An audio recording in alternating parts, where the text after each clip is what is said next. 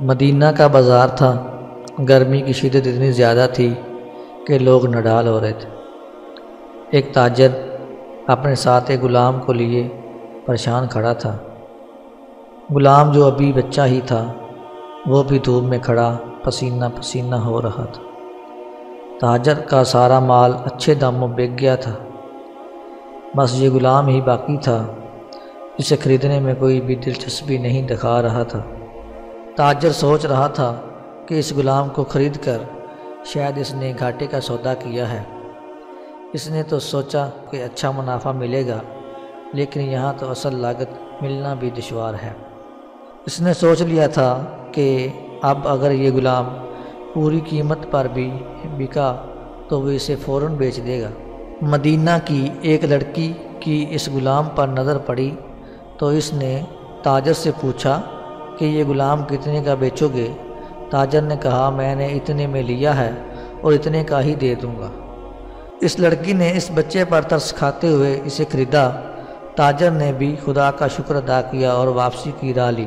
یوں واپسی پر مکہ سے ابو حذیفہ مدینہ آئے تو انہیں بھی اس لڑکی کا قصہ معلوم ہوا۔ لڑکی کی رحم دلی سے متاثر ہو کر انہوں نے اس کے لیے نکاح کا پیغام بھیجا جو قبول کر لیا گیا۔ یوں واپسی پر وہ لڑکی جس کا نام سبیتہ بنت یعار تھا ان کی بیوی بن کر ان کے ہمراہ تھی، اور وہ غلام بھی مالکن کے ساتھ مکہ پہنچ گیا۔ ابو حذیفہ مکہ آ کر اپنے پرانے دوست عثمان ابن عفان سے ملے تو انہیں کچھ بدلا ہوا پایا۔ ان کے رویے میں سرد مہری محسوس کی۔ انہوں نے اپنے دوست سے استفسار کیا کہ عثمان سرد مہری کیوں؟ عثمان بن عفان نے جواب دیا کہ میں نے اسلام قبول کر لیا ہے اور تم ابھی تک مسلمان نہیں ہوئے، تو اب ہماری دوستی کیسے چل سکتی ہے؟ ابو حذیفہ نے کہا تو پھر مجھے بھی محمد صلی اللہ علیہ وآلہ وسلم کے پاس لے چلو اور اس اسلام میں داخل کر دو جسے تم قبول کر چکے ہو۔ چنانچہ حضرت عثمان رضی اللہ تعالی عنہ نے انہیں نبی کریم صلی اللہ علیہ وآلہ وسلم کی خدمت میں پیش کیا اور وہ کلمہ پڑھ کر دائرہ اسلام میں داخل ہو گئے۔ گھر آ کر انہوں نے اپنی بیوی اور غلام کو اپنے مسلمان ہونے کی خبر دی تو ان دونوں نے بھی کلمہ پڑھ لیا۔ حضرت ابو حذیفہ رضی اللہ تعالی عنہ نے اس غلام سے کہا کہ چونکہ تم بھی مسلمان ہو گئے ہو اس لیے میں اب تمہیں غلام نہیں رکھ سکتا، لہٰذا میری طرف سے اب تم آزاد ہو۔ غلام نے کہا آقا میرا اب اس دنیا میں آپ دونوں کے سوا کوئی نہیں ہے، آپ نے مجھے آزاد کر دیا تو میں کہاں جاؤں گا؟ حضرت ابو حذیفہ رضی اللہ تعالی عنہ نے اس غلام کو اپنا بیٹا بنا لیا اور اپنے پاس ہی رکھ لیا۔ غلام نے قرآن پاک سیکھنا شروع کر دیا اور کچھ ہی دنوں میں بہت سا قرآن یاد کر لیا، اور وہ جب قرآن پڑھتے تو بہت خوبصورت لہجے میں پڑھتے۔ ہجرت کے وقت نبی کریم صلی اللہ علیہ وآلہ وسلم سے پہلے جن صحابہ نے مدینہ کی طرف ہجرت کی ان میں حضرت عمر رضی اللہ تعالی عنہ کے ساتھ حضرت ابو حذیفہ رضی اللہ تعالی عنہ اور ان کا یہ لے پالک بیٹا بھی تھا۔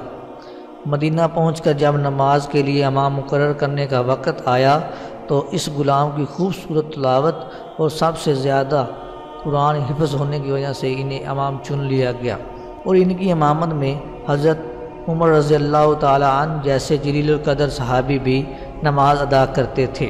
مدینہ کے یہودیوں نے جب انہیں امامت کرواتے دیکھا تو حیران ہو گئے کہ یہ وہی غلام ہے جسے کوئی خریدنے کے لیے تیار نہ تھا۔ آج دیکھو کتنی عزت ملی کہ مسلمانوں کا امام بنا ہوا ہے۔ اللہ پاک نے انہیں خوشگلو اس قدر بنایا تھا کہ جب آیات قرآن تلاوت فرماتے لوگوں پر ایک محویت طاری ہو جاتی اور راہگیر بیٹھ کر سننے لگتے۔ ایک دفعہ ام المومنین حضرت عائشہ رضی اللہ تعالی عنہ کو رسول صلی اللہ علیہ وآلہ وسلم کے پاس حاضر ہونے میں دیر ہوئی۔ آپ صلی اللہ علیہ وآلہ وسلم نے توقف کی وجہ پوچھی تو بولیں کہ ایک قاری تلاوت کر رہا تھا، اس کے سننے میں دیر ہو گئی، اور خوش الحانی کی اس قدر تعریف کی کہ حضرت محمد صلی اللہ علیہ وآلہ وسلم خود چادر سنبھالے ہوئے باہر تشریف لے آئے۔ دیکھا تو وہ بیٹھے تلاوت کر رہے ہیں۔ آپ صلی اللہ علیہ وآلہ وسلم نے خوش ہو کر فرمایا، اللہ پاک کا شکر ہے کہ اس نے تمہارے جیسے شخص کو میری امت میں بنایا۔ کیا آپ جانتے ہیں کہ یہ خوش قسمت صحابی کون تھے؟ ان کا نام حضرت سالم رضی اللہ تعالی عنہ تھا، جو سالم مولوی ابو حذیفہ رضی اللہ تعالی عنہ کے نام سے مشہور تھے۔ انہوں نے جنگ موطا میں جام شہادت نوش کیا۔